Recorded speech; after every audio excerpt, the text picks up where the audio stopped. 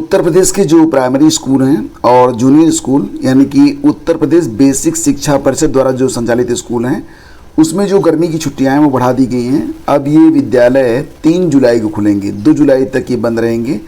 पहले ये 15 जून तक बंद थे, फिर 26 जून तक बंद किए गए और अब 2 जुलाई तक बंद रहेंगे। और अब ये खुलेंगे कब? 3 जुलाई को। इसके बारे में आप न्यूज़पेपर में देख सकते हैं। तो परिषदीय स्कूलों में गर्मी की छुट्टियां 2 जुलाई तक बढ़ा दी गई हैं। 3 जुलाई को ये विद्यालय खुलेंगे।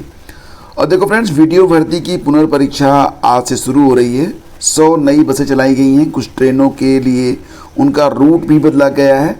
जैसे कि अगर हम बात करें तो यहाँ पर कानपुर फतेहपुर मेमू का जो संचालन है वो प्रयागराज तक किया गया है। मेमू ट्रेन मंगलवार को भी चलेगी। इसके अलावा झांसी प्रयागराज एक्सप्रेस में एक अतिरिक्त कोच भी लगा है। रोडवेज की ओर से कई नई बसें चल रही हैं। लगभग 2 दर्जन से ज़्यादा बसें तो प्रयागराज डिपो के लिए चल रही हैं। रोडवेज अधिकारियों के मुताबिक परीक्षा के मद्देनज़र 100 से ज़्यादा अतिरिक्त बसें चलाई जा रही हैं। फिलहाल अगर परीक्षा केंद्र बहुत दूर नहीं है तो आप अपना साधन ही प्रयोग में लाएँ, वो ज़्यादा बेहतर रहेगा। और उत्तर प्रदेश अधीनस्थ सेवा चयन आयोग की जो ग्राम विकास अधिकारी की पुनर्परीक्षा है वो 2 दिनों में संपन्न होगी, कुल 4 पालियों में। 26 और 27 जून को 26 जून को और 27 जून को 2 पालियों में 10 से 12 और 3 से 5 के बीच में ये परीक्षाएं होंगी। जो भी अभ्यर्थी इस परीक्षा में शामिल हो रहे हैं वो एक काम ज़रूर कर लें कि जब भी मतलब अब समय आ ही गया है कि आप उसको कर ही लें। जो इंस्ट्रक्शंस दिए गए हैं उसको आप ज़रूर पढ़ लें। अदरवाइज हो सकता है कि एग्ज़ाम में आपको कुछ दिक्कत फेस करना पड़ जाए, तो उससे पहले ये काम आप अपना निपटा लें। और जो वहाँ पर आपका एडमिट कार्ड है उसके नीचे काफ़ी लंबा मतलब काफ़ी कुछ दिया गया है, तो उसको भी आप लोग ज़रूर देखें। और देखो, अभ्यर्थीगण जो है ना वो OMR पत्रक पर अपना अनुक्रमांक और रजिस्ट्रेशन नंबर, परीक्षा केंद्र कोड और जो प्रश्न पुस्तिका क्रमांक है, परीक्षा तिथि, पाली, सभी चीज़ें बहुत सावधानी से भरेंगे, ठीक है। और यहाँ पर कुछ निर्देश हैं जो कि आपको देखने को मिल जाएंगे टेलीग्राम चैनल स्टडी विद ज्ञान प्रकाश पर, उस पर जाकर आप लोग देख लीजिएगा। पेट परीक्षा की तरह इसमें भी परीक्षा पुस्तिका सीरीज नहीं रहेगी। OMR की जांच परीक्षा पुस्तिका क्रमांक के आधार पर ही होगी। तो जो आपका परीक्षा पुस्तिका क्रमांक है उसको बहुत सावधानी से भरें। अभ्यर्थीगण OMR उत्तर पत्रक में निर्धारित स्थान पर स्व हस्तलिपि में हिंदी में अपना पूरा नाम लिखेंगे और हस्ताक्षर करेंगे। बायोमेट्रिक भी होगा तो वो भी आप करवा लीजिएगा, ठीक है। और परीक्षा समाप्त होने के उपरांत अभ्यर्थी OMR यानी कि उत्तर पत्रक की मूल प्रति और कोषागार प्रति को जमा करके जो कैंडिडेट कॉपी होगी वो आप लेके आ सकते हैं। नेगेटिव मार्किंग भी है। 2 गलत प्रश्नों पर 1 सही प्रश्न का अंक कट जाएगा, तो लगभग 50% का नेगेटिव मार्किंग रहेगा। तो ये बात आप लोग ध्यान दीजिएगा। और परीक्षा केंद्र पर 2 घंटा पहले पहुंच जाएं। गेट परीक्षा शुरू होने के 30 मिनट पहले बंद हो जाएगा। और काली या नीली बाल पॉइंट पेन लेकर जाएं। बेहतर होगा कि काली लेकर जाएं, वो ज़्यादा बेहतर रहेगा। एडमिट कार्ड का प्रिंट आउट जरूर ले लीजिएगा और फोटो पहचान पत्र की मूल प्रति और उसके साथ एक फ़ोटो कापी भी लेकर जाइएगा। 2 पासपोर्ट साइज फ़ोटो जिसके पीछे आपको अपना नाम और रोल नंबर लिखना है। तो ये चीज़ें लेकर आप जाइएगा। और कोई भी इलेक्ट्रॉनिक सामान, घड़ी वगैरह तक भी लेके मत जाइएगा, उससे भी दिक्कत होती है। तो फ्रेंड्स, सभी को शुभकामनाएं जो लोग इस परीक्षा में शामिल हो रहे हैं। और आगे बढ़ते हैं, चलते हैं अगली खबर पे। तो आयोग को आशंका थी शासन स्तर पर फंस जाएंगी बड़ी भर्तियां, और यही वजह थी कि जब UPPSC ने एग्ज़ाम कैलेंडर जारी किया था तो उसमें RO, ARO, खंड शिक्षा अधिकारी और LT ग्रेड और प्रवक्ता के लिए मतलब इन भर्तियों के बारे में कोई भी उल्लेख नहीं किया गया। हालांकि कुछ डेट्स जो थी वो रिजर्व रखी गई थी, लेकिन आयोग को इस बात की आशंका ज़रूर थी कि हो सकता है कि ये जो समकक्षता वाला मैटर है वो फंस सकता है। और हुआ भी वही। लगभग आधा साल बीतने को है और अभी तक समकक्षता का जो मैटर है वो शासन स्तर से क्लियर नहीं हुआ है। और बहुत सारी भर्तियां हैं जिसके लिए अध्याचन मिलने के बावजूद समकक्षता पर जो स्थिति है वो क्लियर न होने की वजह से UPPSC भी विज्ञापन को जारी नहीं कर पा रहा है।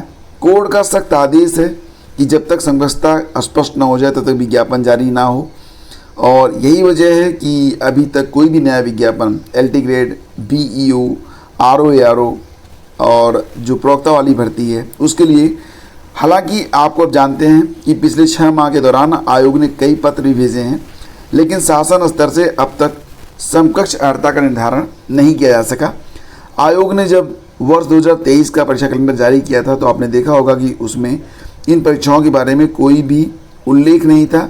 शायद आयोग जानता था कि हो सकता है कि डिले हो इस मैटर पर और पता नहीं परीक्षा कब हो पाएगी। तो यही बात है कि इसमें, और खैर अगर जून जुलाई में कोई परीक्षा उल्लिखित हो भी जाती तो परीक्षा होती कैसे, ये तो आप इसमें समझ रहे हैं। इसीलिए जो एग्ज़ाम कैलेंडर जारी हुआ था उसमें कुछ भी उल्लेख नहीं किया गया था।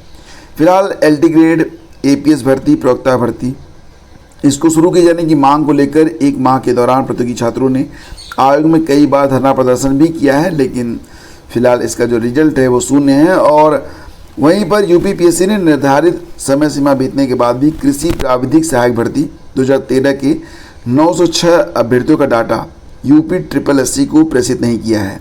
इसकी वजह से किसी प्राविधिक सहायक के कुल 3466 पदों पर भर्ती भी फंसी हुई है। UPSSC की ओर से किसी प्राविधिक सहायक के कुल 3466 पदों पर भर्ती के लिए विज्ञापन तैयार किया जा चुका है, लेकिन UPPSC से 906 अभ्यर्थियों का डाटा प्राप्त न होने के कारण ये भी भर्ती फिलहाल अभी अटकी हुई है। तो कुछ मतलब कि कुछ भर्तियां तो ऐसी हैं जो आप यूँ कह सकते हैं कि कहीं न कहीं लापरवाही की वजह से अटकी हुई हैं, और अगर शासन स्तर से लापरवाही हो रही है तो इस पर निश्चित रूप से CM को ध्यान देना चाहिए। और फ्रेंड्स, वहीं पर प्रतापगढ़ में जो कस्तूरबा गांधी विद्यालय हैं तो वहाँ पर शिक्षक भर्ती के लिए वैकेंसी आई हुई है। ये कॉन्ट्रेक्चुअल बेस पर शिक्षक भर्तियाँ हो रही हैं। इसमें 25 साल से लेकर 45 साल के बीच की जो उम्र सीमा है अभ्यर्थियों के लिए, तो 1 अप्रैल 2023 को 25 से 45 साल के बीच में अगर उम्र है तो आप इसमें आवेदन कर सकते हैं। 22,000 रुपये जो मंथली आपको मिलेगा इसमें मानदेय। गणित, विज्ञान, सामाजिक विषय, हिंदी, संस्कृत और अंग्रेजी के यहाँ पर पद हैं। साथ ही साथ अंशकालीन शिक्षिकाओं में कंप्यूटर शिक्षा, स्काउट गाइड, शारीरिक शिक्षा, कला, क्राफ्ट, तो कई सारे पद हैं। इसमें अगर आपको आवेदन करना है तो आवेदन करने के लिए आपको रजिस्टर्ड डाक, स्पीड पोस्ट से कार्यालय जिला बेसिक शिक्षा अधिकारी प्रतापगढ़ में 11 जुलाई तक आप भेज सकते हैं अपने आवेदन। ठीक है, ऑनलाइन आवेदन नहीं है। आपको ये फार्म का प्रारूप दिया गया है। यही फार्म का प्रारूप आप चाहें तो हस्तलिखित मतलब अपने A4 साइज पेपर पर खुद ही लिख डालें, या फिर इसको टाइप करवा लें, या इसका प्रिंट आउट ले लें और इसे अच्छे तरीके से भरकर इसे रजिस्टर्ड डाक से भेज दीजिएगा। पता वगैरह सब यहाँ पर दिया गया है, इसी पते पर आपको भेजना है। 11 जुलाई तक अगर पहुँच गया तो ये कंसीडर किया जाएगा, नहीं तो नहीं किया जाएगा। ठीक है, और बाकी जो गणित के लिए एलिजिबिलिटी है, विज्ञान के लिए, सामाजिक विषय के लिए, सारी जानकारी यहाँ पर उपलब्ध कराई गई है। और मंथली जो मानदेय मिलेगा 22,000 रुपये वो भी यहाँ पर बताया गया है। तो अगर आवेदन करने के आप इच्छुक हैं तो ये विज्ञापन आप एक बार पढ़ लीजिएगा, उसके बाद ही आवेदन कीजिएगा। फिलहाल मानसून पूरे यूपी में सक्रिय है। जो अभ्यर्थी निकल रहे हैं परीक्षा के लिए तो वो इस बात का भी ज़रूर ध्यान रखें कि हो सकता है कि आपको बारिश का सामना करना पड़ जाए। तो बारिश के लिए आप लोग बिल्कुल तैयार रहिएगा। इस बिल्कुल संभावना बन रही है कि आप रास्ते में हों और बारिश स्टार्ट हो जाए। ख़ासतौर से जो पश्चिमी उत्तर प्रदेश के छात्र हैं, स्टूडेंट हैं, अभ्यर्थी हैं, उनको ये समस्या ज़्यादा होगी। पूर्वी उत्तर प्रदेश में फ़िलहाल ये समस्या पश्चिमी उत्तर प्रदेश की अपेक्षा कम है, लेकिन बारिश तो कहीं पर भी हो सकती है। ज़ोरदार बारिश पश्चिमी उत्तर प्रदेश में ही बताई जा रही है और सामान्य बारिश पूर्वी उत्तर प्रदेश में भी है। यहाँ पर जौनपुर, गाजीपुर, आजमगढ़, मऊ, बलिया, देवरिया, लगभग सभी ज़िलों में बारिश की संभावना जताई जा रही है। और कई राज्यों में बारिश से आफत भी मची हुई है, जैसा कि आप यहाँ पर देख रहे हैं। फिलहाल बारिश ये समय आ चुका है तो बारिश तो होगी ही।